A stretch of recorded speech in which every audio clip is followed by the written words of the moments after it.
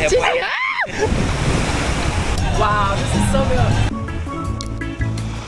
Great sunset. Caribbean နဲ့ Baru Island ဖြစ်တဲ့ Isla Baru ကနေပြီးတော့ကြိုဆိုပါတယ်။ Isla Baru ကဘာတွေနာမည်ကြီးလဲဆိုလို့ရှိရင်သူရဲ့ turquoise beach တွေ white sandy beach တွေနဲ့ဒီ Caribbean ရဲ့တကယ် beach အရသာအပြည့်အဝကိုပေးတဲ့အတွက်ကို tourist တွေ foreigner တွေတပြင်းဒီ Colombia တွေအတွက်ပါအရောင်းနာမည်ကြီးတဲ့နေရာဖြစ်ပါတယ်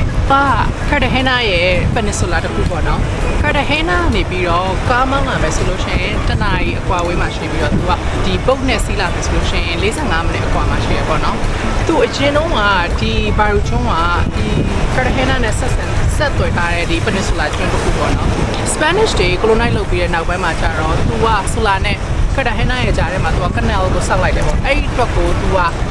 island လို့ခုနောက်ပိုင်းမှာဖြစ်သွားတယ်နောက်ပိုင်းမှာရေတွေဘာတွေနဲ့ဒီကြားထဲမှာဖြစ်သွားတဲ့အတွက်ကို island ပုံစံမျိုးဖြစ်တယ်ဒါပေမဲ့ Geran ကျတော့သူက Cartagena ရဲ့ peninsula တစ်ခုပေါ့နော်သူကဆက်သွယ်ဒီ Cartagena နဲ့ကသူက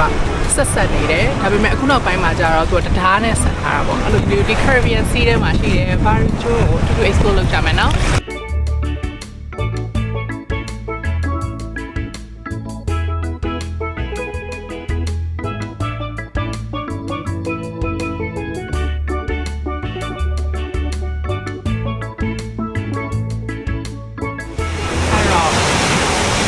ဒီ beach ကဒီမှာ local တွေကသူကလည်းအကုန်လုံးအချင်းတွေဖွင့်ပြီးတော့ chill လုပ်နေတာအေးဆေးဆေးပဲအဲ့တော့တကယ်လို့ဒီ beach မှာလာမယ်ဆိုလို့ရှိရင်ဘာမှညစရာမလိုဘူးဥပမာအစားအသောက် massage ဒီမှာရှိတဲ့ဥပမာsouvenir အကုန်လုံးကိုသူကဒီမှာအကုန်ဒီ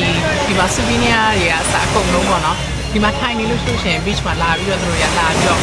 ရောင်းရတာရှိရပေါ့အဲ့တော့အခုဒီမှာကျွန်တော်တို့မှာ empanada ဒီ Colombian empanada ကိုကျွန်တော်တို့ဝယ်လိုက်တယ်ဒီ beach ကတော်တော်လာလို့ပြောတာပဲတဲရလည်းဖြူခွေးပြီးတော့ဒီပင်လယ်ကလည်း very clean အကုန်ပြာနှမ်းပြီးတော့ပေါ့နော်တကယ် one of the most beautiful beach in Colombia လို့ပြောလို့ရတယ်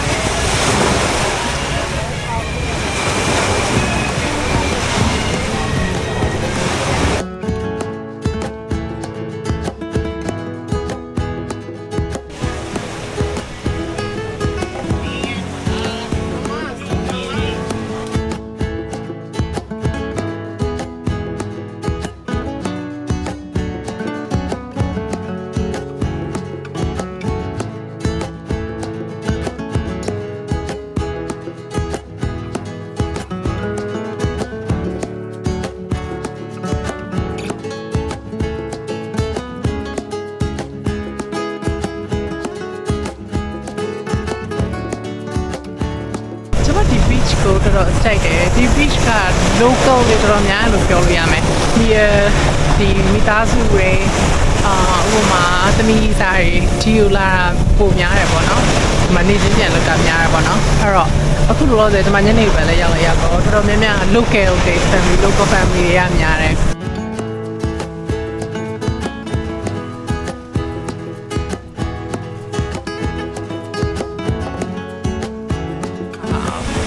sunset ကတော်တော်မှလာတယ်ကြည့်လိုက်ဆက်ပြမယ်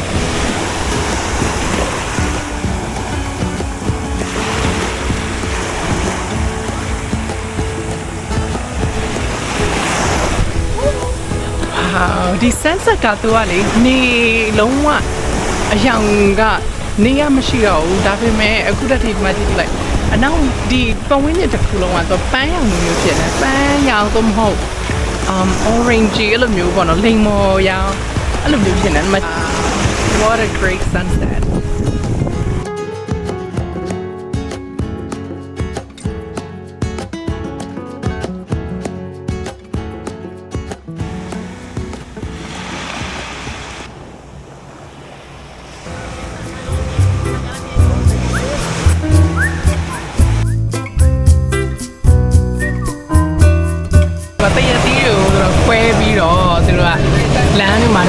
vendors တွေပေါ့နော်ဒီမျိုးလာပြီးတော့ရောင်းရတယ်ပြောလို့ရှိရင်သူအပေါ်နေရတက်မရသေးညစ်ပြီးတော့တရတီးကိုစားတယ် plastic cups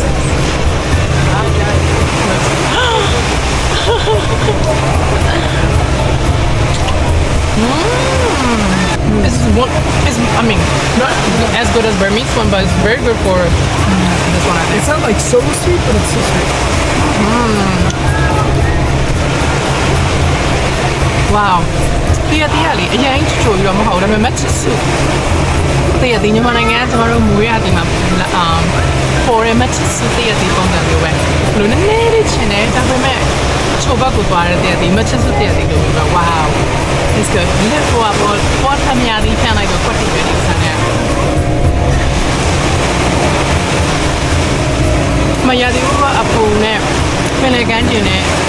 ဒီက tropical fruits နဲ့ဆိုတော့မှကွက်တီပဲ it's very nice အရင်က relax တဲ့ atmosphere လို့ပြောလို့ရမယ်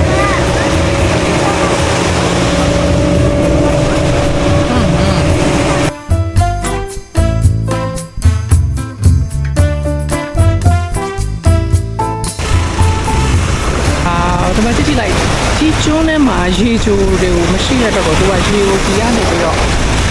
ဒီမှာရေကိုသူကဒီသမောလေးနဲ့ဒီမှာ spike လေးနဲ့သွယ်ပြီးတော့ဒီကျွန်းထဲမှာရှိတဲ့ hotel တွေကိုသူကပေးပေးတာပေါ့နော် spike လေးပြလိုက်ရေချိုလေး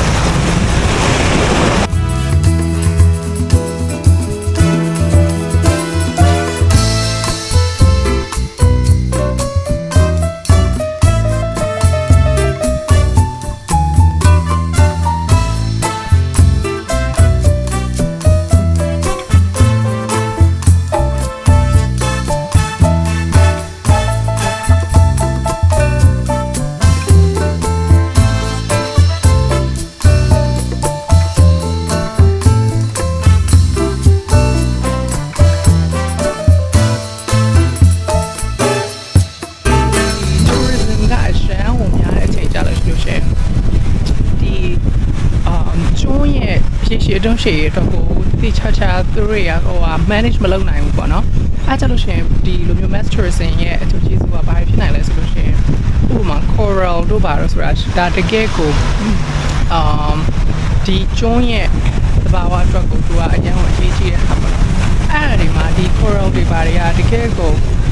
တိချာချာသူတို့ပြီးမစိုက်ထားတာကိုကျွန်မတွေ့ရတယ်အဲ့တော့ကတော့ဒီ mass tourism ရဲ့ဆိုးကျိုးလို့ပြောရမယ်ပေါ့နော်ဒီ coral တွေပါတွေကအကုန်လုံးကျိုးပဲ့ပြီးတော့ဒီတိုင်း neglect လုပ်ခံထားရတယ်ပေါ့ကျွန်းတွေရဲ့ရေရှည်အတွန်းရှည်အတွက်ကိုလည်းထိမ့်သိမ့်မှုအတွက်ကအရေးကြီးတယ်လို့ပြောရတယ်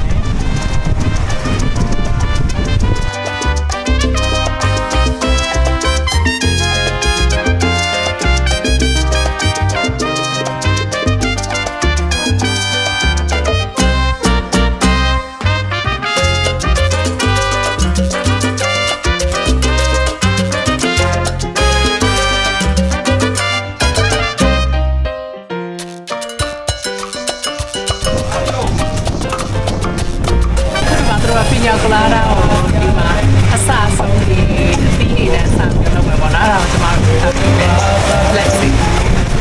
thank you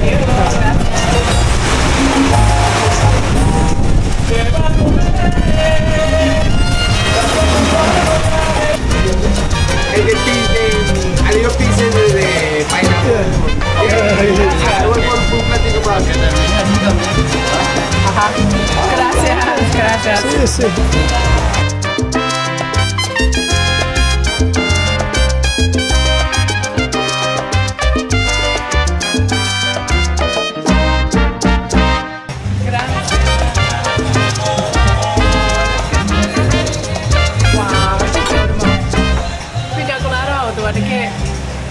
နက်နက်တီးအထဲထဲမှာထည့်ထားပြီးတော့ဒီမှာနက်နက်တီးရဲ့စိမ့်တွေမှာတော့ထည့်ပေးထားတယ်ဝါ